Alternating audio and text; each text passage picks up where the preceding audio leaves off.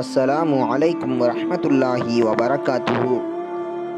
இதுக்கு முன்னாடி நாம் அஊது பில்லாஹி மினஷ் ஷைத்தானிர் ரஜீம் அப்படிங்கிறதுடைய அந்த விளக்கம், அஊது பில்லாஹ் அப்படிங்கிறத குறித்த ஒரு விளக்கத்தை நம்ம பார்த்தோம். இப்போ பொருள், அதனுடைய பொருள் என்னங்கிறத நம்ம பார்க்கலாம். அஊது பில்லாஹி மினஷ் ஷைத்தானிர் ரஜீம் அப்படின்னு சொன்னால் விரட்டப்பட்ட கெட்ட அந்த ஷைத்தானுடைய தீங்குதலை விட்டும் அல்லாஹ்விடம் பாதுகாவல் தேடுகிறேன். அதான் அதனுடைய பொருளாக இருக்கு. அதாவது உதாரணத்துக்கு இது என்ன சொன்னால், என்னுடைய மார்க்க விஷயமாக இருந்தாலும் சரி, அதாவது அல்லாஹுடைய அந்த மார்க்கம் விஷயம் இருக்கே, அந்த மார்க்கம் சம்மந்தப்பட்ட விஷயங்கள்லையோ இல்லை இந்த உலகம் சம்மந்தப்பட்ட இம்மை சம்மந்தப்பட்ட விஷயங்கள்லையோ என்னுடைய விஷயங்களை ஷைத்தான் என்ன பண்ணுறான், இடையூறாக இருக்கிறான் அப்படின்னு சொன்னால், அந்த இடையூறாக இருக்கிறதுல இருந்தும் அல்லாஹ்விடத்தில், அல்லாஹ்வுடைய சன்னிதானத்தில் நான் என்ன பண்ணுறேன், பாதுகாவல் தேடுகிறேன். இது அதனுடைய பொருளாக இருக்குது. அல்லது இன்னொரு பொருள் இருக்குது. என்ன அப்படின்னு சொன்னால், எனக்கு சொல்லப்பட்ட அந்த கட்டளையை நிறைவேற்ற விடாமல், அல்லாஹ் எனக்கு சொல்லப்பட்ட அந்த கட்டளைகளை நிறைவேற்ற விடாமல் ஷைத்தான் எனக்கு தொல்லை கொடுப்பதிலிருந்து, தடுக்கிறதுல இருந்து அல்லாஹ்விடத்தில் என்ன பண்ணுறேன், பாதுகாவல் தேடுகிறேன். இதான் இதனுடைய பொருளாக இருக்குது. ஏன், அதனால் எதுக்கு அல்லாஹ்விடத்தில் நம்ம பாதுகாவல் தேடணும் அப்படின்னு சொன்னால், கெட்ட அந்த ஷைத்தானுடைய அந்த தீங்குதலை விட்டும் பாதுகாக்கக்கூடிய மிகப்பெரிய ஒரு சக்தி யாருக்கு இருக்குன்னு சொன்னால், அல்லாஹ் ஜல்ல ஷானு தஆலா அவன் ஒருத்தனுக்கு மட்டும்தான் இருக்குது. அதனால் நம்ம யார்கிட்ட பாதுகாவல் தேடணும், அல்லாஹ்விடத்தில் நம்ம அது விஷயமாக பாதுகாவல் தேடணும்.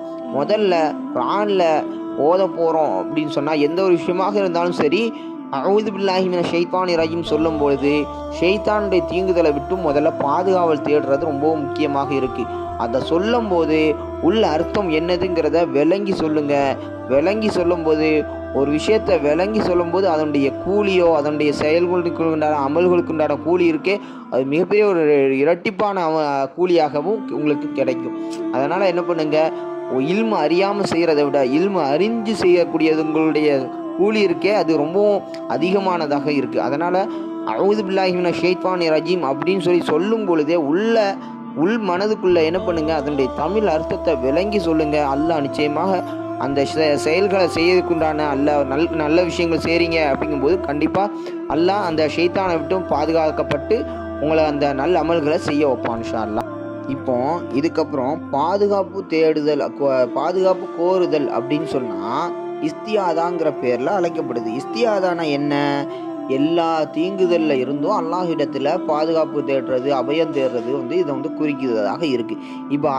இப்போ அரபி மொழியில் இப்போ இயாதத், அதாவது அவுது அப்படின்னா, அவுதுங்கிறதுல இயாதத் அப்படின்னா அச்சம் களையிறதையும், லியாத் அப்படிங்கிறது ஆசையை அடைகிறதையும் குறிக்கக்கூடிய ஒரு சொல்லாக இருக்குது.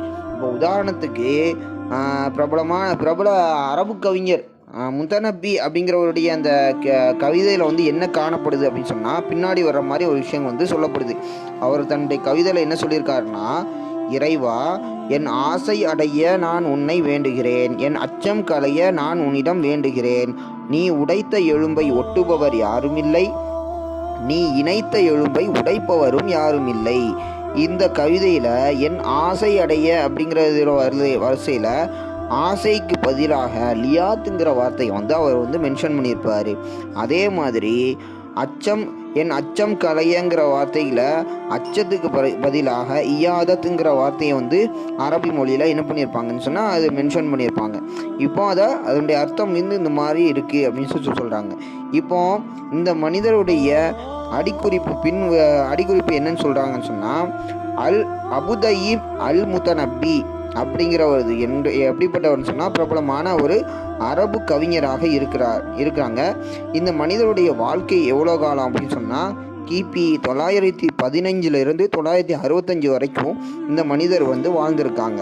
இந்த மனிதர் கூஃபாவில் உள்ள ஈராக்கில் பிறந்த அவங்க பாக்தாத்துக்கு பக்கத்தில் என்ன பண்ணுறாங்கன்னு சொன்னால் இவர் வந்து கொல்லப்பட்டார் அப்படின்னு சொல்கிறாங்க. இவர் வந்து தன்னை வந்து நபி அப்படின்னு சொல்லி வாதிட்டு வந்த அவருடைய கவிதை வந்து என்ன ஆகுதுன்னு சொன்னால் தொகுக்கப்பட்டு தீவானுல் முத்தநபி அப்படிங்கிற பேரில் வந்து வெளியாகியிருக்கு அப்படின்னு சொல்லி இதை பற்றி சொல்லக்கூடிய ஒரு கிதாப்பில் வருது. என்ன கிதாப் அப்படின்னு சொன்னால் அல் முஞ்சித்ங்கிற கிதாப்பில் வந்து இந்த விஷயங்களை வந்து சொல்லப்பட்டிருக்கு. இன்ஷா அல்லாஹ் மீதம் உண்டானதை நம்ம அடுத்தடுத்த வீடியோவில் இன்ஷா அல்லாஹ் பார்க்கலாம். அடுத்த தடவை நம்ம பார்க்கும்போது ஷைத்தான்கிற ஹெட்லைனில் என்னென்ன சொல்லியிருக்காங்க அப்படிங்கிறத நம்ம இன்ஷா அல்லாஹ் அடுத்த வீடியோவில் இன்ஷா அல்லாஹ் நம்ம பார்க்கலாம். நாம் ஒவ்வொரு தடவையும் நம்ம இப்னு கசீர் படிக்கும் பொழுது நம்ம ஒவ்வொரு தடவையும் ஒவ்வொரு வீடியோலையும் என்ன பண்ணுறோம்னு சொன்னால் 5 கலை சொற்களை வந்து நம்ம பார்க்குறோம். இந்த தடவை ஒரு 5 தடவை இந்த தடவை ஒரு 5 கலை சொற்களை நம்ம பார்க்கலாம். முதலாவது கலீஃபா. கலீஃபா அப்படின்னா வாழையடி வாழையாக வரக்கூடிய இனத்துக்கு பேர் என்னன்னு சொன்னால் கலீஃபா அப்படின்னு சொல்லுவாங்க. இப்போ தமிழில் சொல்ல போனால் என்ன சொல்லுவோம் அப்படின்னா ஒரு பிரதிநிதி அப்படின்னு சொல்லுவோம்.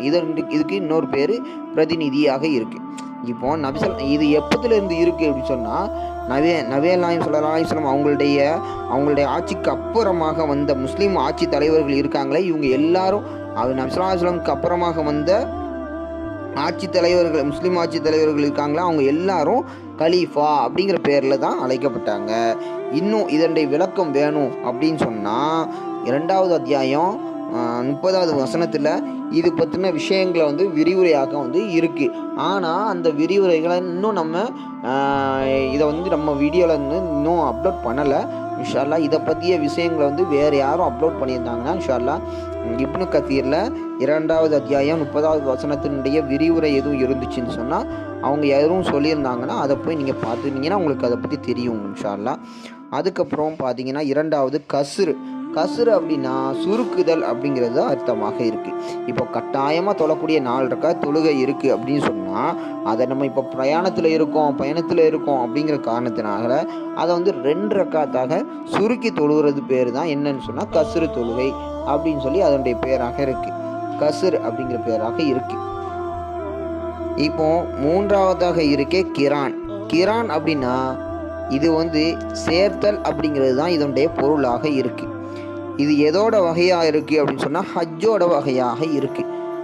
என்ன அப்படின்னு சொன்னால் ஹஜ்ஜையும் உம்ராவையும் ஒரே இஹ்ராமில் நிறைவேற்றுறதுக்கு பேர் ஹஜ்ஜு கிரான் அப்படின்னு சொல்லி அழைக்கப்படுது. இதுதான் கிரானுடைய அர்த்தமாக இருக்குது. இப்போ அடுத்ததாக இருக்குது கிஸ்ரா அப்படின்னா குஸ்ரோ, ஆங்கிலத்தில் வந்து சோஸ்ரோஸ் அப்படின்னு சொல்லுவாங்க. இது என்ன அப்படின்னு சொன்னால் பாரசீக பேரரசர்கள் இருக்காங்க தெரியுமா, அவங்களுடைய புனை பெயர் தான் குஸ்ருன்னு சொல்லுவாங்க, சோஸ்ரோஸ்ன்னு சொல்லுவாங்க. இது வந்து நபிமார்களுடைய காலத்தில் இருந்த குஸ்ரோவினுடைய பேர் என்ன அப்படின்னு சொன்னால் அஃப்ரோயஸ் பின் ஹுர்முஸ். அதுதான் அவருடைய பெயராக இருக்குது. அந்த மனிதர் அவருடைய காலம் எப்போ அப்படின்னு சொன்னால் கிபி 590 628 வரைக்கும் இருந்துச்சு.